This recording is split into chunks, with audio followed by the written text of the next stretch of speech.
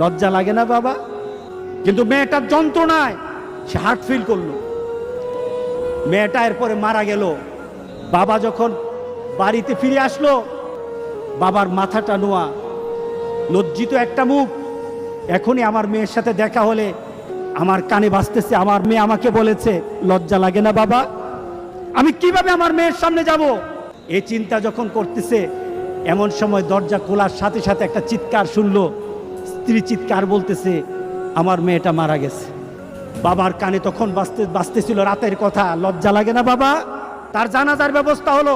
মেয়েটাকে যখন কবরের মধ্যে দাফন করে দেয়, কবরের মধ্যে রাখা অবস্থায় বাবা চিৎকার করার কথা ছিল, বাবা চিৎকার করে নাই, বাবা হেসে দিয়েছে।